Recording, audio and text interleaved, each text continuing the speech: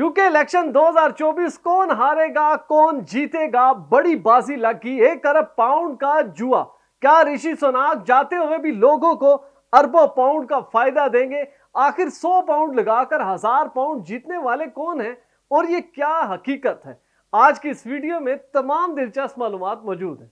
बिस्मिल्लाहिर्रहमानिर्रहीम। देश परदेश में मैं हूं आपका मेजबान इमरान असगर। दोस्तों, देश परदेश आपका अपना चैनल है, इसे जरूर सब्सक्राइब करें, बेल आइकन को प्रेस करें और हमारी वीडियोस को ज्यादा से ज्यादा शेयर करें।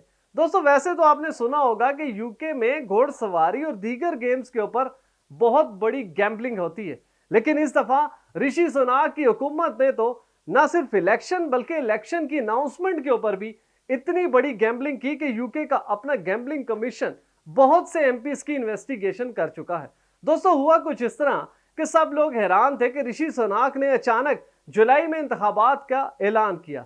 तो जनाब, ये मामूली चीज नहीं थी, बल्कि बहुत से ऋषि सुनाक के अपने इनसाइडर एमपीज, जिनको मालूम था कि ऋषि सुनाक जुलाई में इंतखाबात का ऐलान करने जा रहे हैं, उन्होंने इस अनाउंसमेंट से पहले बहुत बड़ा जुआ खेला। इसके ऊपर गैम्बलिंग कमीशन यूके की इन्वेस्टिगेशन कर रही है और अभी तक तकरीबन 15 से 20 ऐसे एमपीज हैं जिन्होंने कन्फेशन स्टेटमेंट दे दी है कि बिल्कुल उन्होंने इस तारीख के ऊपर भी जुआ खेला। तो अब आते हैं वोटिंग के डे। अब आपको पता है कि इलेक्शन हो रहा है यूके में, इस वक्त वोटिंग का सिलसिला जारी है। बड़ी तादाद में लोग जो हैं वो वोट कास्ट करने निकलेंगे और तमाम कम्युनिटीज के लोग इस वक्त निकल चुके हैं और तकरीबन 650 सीटों के ऊपर मुख्तलिफ पार्टीज आपस में गुत्थम गुत्ता है, जिसमें सबसे बड़ी पार्टी कंजर्वेटिव और लेबर है। अब बेसिकली इस इलेक्शन कैंपेन के दौरान जो मुख्तलिफ सर्वेज हुए, पोल्स हुए जो प्राइवेट थे, उन्होंने इस गैम्बलिंग के स्टेज को सेट किया।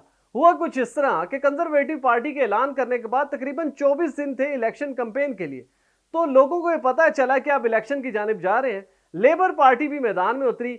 इसी तरह यूके की तमाम वो अथॉरिटीज या एनजीओ जो कि मुख्तलिफ राय आमा हमवार करने के लिए मुख्तलिफ सर्वेस करते हैं, पोल्स करते हैं, उन्होंने अपनी अपनी जगह पोल्स किए।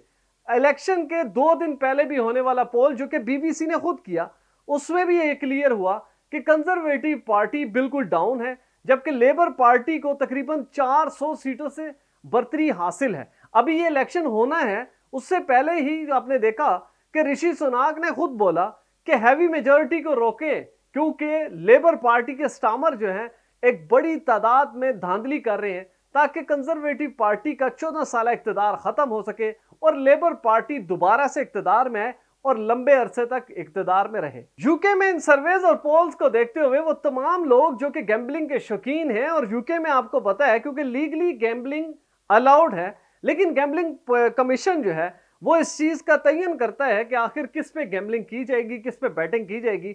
और लेकिन बहुत से ऐसे लोग हैं जो कि बैटिंग के शौकीन हैं, तो वो out of the way gambling commission को चीट करके भी गैम्बलिंग करते हैं। इस वक्त की रिपोर्ट्स के मुताबिक, जो कि बरतानवी मीडिया की अपनी रिपोर्ट्स हैं, तकरीबन 1 अरब पाउंड का जुआ लग चुका है, जिसमें तमाम वो लोग जो कि गैम्बलिंग के शौकीन हैं, चाहे वो मुसलमान हैं, हिंदू हैं, दीगर कम्युनिटीज के लोग हैं जो कि यूके में पैसे इसी तरह बनाते हैं जुआ खेल के, वो तमाम लोग एक्टिव हो चुके हैं। आप सिर्फ वोट कास्ट करेंगे, लेकिन आप सोचें कि इस पोलिंग के पीछे कितने ऐसे लोग हैं जो कि अरबों पाउंड की आज ट्रांजैक्शन होगी सिर्फ इस अंडरवर्ल्ड को, इस गैम्बलिंग को। तो अब हुआ ये कि जैसे ये गैम्बलिंग का स्टेज सेट हुआ, तो आपको पता है कि गैम्बलिंग के कुछ असूल होते हैं। एक हारने वाला फेवरेट होता है और एक जीतने वाला। अब जीतने वाले जो हैं वो फेवरेट हैं लेबर। तो अल्टीमेटली स्टामर के जो इस वक्त रेट जो चल रहा है गैम्बलिंग का, वो तकरीबन पॉइंट समथिंग है। यानी कि अगर आप 1 पाउंड लगाएंगे तो उसके ऊपर हो सकता है आपको 50 पैनी विन करें। लेकिन दूसरी जानिब ऋषि सुनाक कंजर्वेटिव पार्टी के वो मोस्ट फेवरेट हैं हारने वालों में। उनका रेट जो है इस वक्त तकरीबन 4 पाउंड निकला है। तो इसका मतलब ये है कि अगर वो तमाम लोग जो कि 100 पाउंड लगाएंगे, या इनफैक्ट वो आप कह लें कि कोई 250 पाउंड अगर इसके ऊपर लगाते हैं, तो इट मीन्स कि वो 1000 पाउंड जीतने की सलाहियत रखता है।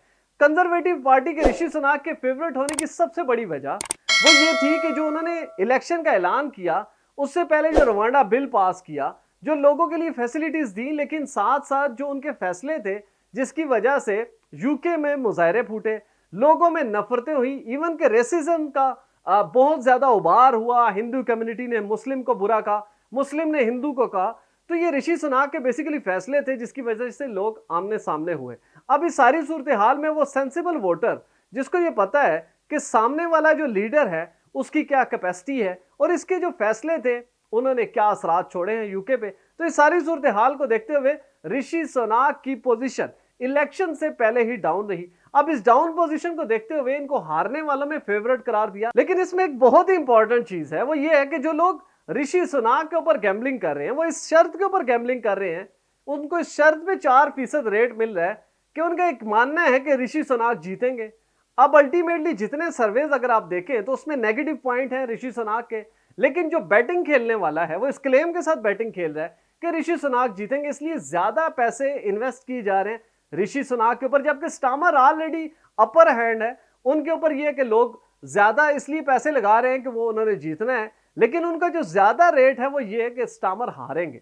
अब हारने वालों को ये पता है कि जितने पोल हो चुके हैं उसमें स्टामर की पोजीशन बहुत जबरदस्त है, लिहाजा उनके हारने की जो शर्त है या वो पॉइंट है जिसके ऊपर ज्यादा पाउंड इस वक्त बैटिंग लग चुकी है उसकी जानिब लोग नहीं जा रहे। दोस्तों अब ये सूरत हाल यही है कि आप अपनी वोटिंग करेंगे, अपने एमपीज को इलेक्ट करेंगे, लेकिन आप देखें कि यूके जैसे मुल्क में ये पैसा या ये सरमायादार लोग किस हद तक आगे जाते हैं कि कोई भी मौका, यानी कि अब आप देखें कि लोग अपनी जो ओपिनियन है, जो अपने फ्यूचर हुकूमत है उसको सिलेक्ट करने जा रहे हैं, तो दूसरी जानिब वो तमाम लोग जो कि अर्निंग करते हैं गैम्बलिंग से वो बड़े एक्टिव हैं और तमाम लोग यकीन माने उस वक्त स्क्रीनें लगाकर बैठे हुए हैं कि किसी तरह उनको रिजल्ट आए। लेकिन जैसे जैसे वक्त गुजरेगा नतीजे आएंगे और याद रखें देश परदेश आपको तमाम रिजल्ट मुहैया करेगा।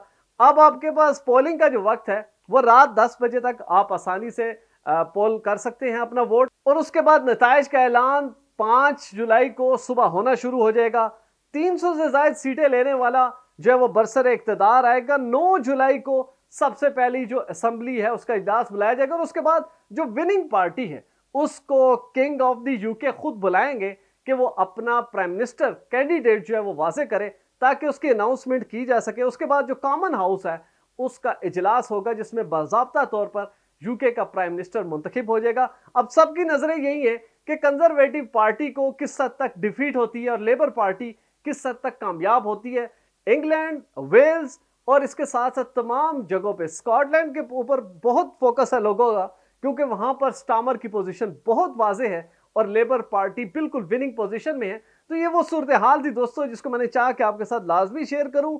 आप अपना वोट भी कास्ट करें, हमारी वीडियोस भी देखें, इसको शेयर भी करें, और अगर आपके पास कोई अपॉर्चुनिटी है तो जरूर इसको जो है उसके साथ इन्वॉल्व हो। याद रखें देश परदेश आपको अपडेट करेगा, जैसे जैसे रिजल्ट आएंगे हम आपके साथ शेयर करेंगे ताकि आपको पता चल सके कि यूके की हुकूमत किसके पास जा रही है और वो कौन शख्स है जो आपके नेक्स्ट फ्यूचर का फैसला करेगा। और उसके बाद जो फैसले होंगे वो भी हम आपके साथ शेयर करेंगे ताकि आप यूके में बदलती हुई सूरत हाल से हर वक्त आगाह रहें। आपसे गुजारिश है, मेरी स्क्रीन पे नजर आने वाला नंबर बिलाल प्रोडक्शन का, इनको उस वक्त कॉल करें जब आपने वीडियो फुटेजेस बनानी हो, फोटो शूट करना हो एचडी क्वालिटी का, वीजा, इमिग्रेशन और इनसे जुड़े दीगर मसाइल के हल के लिए।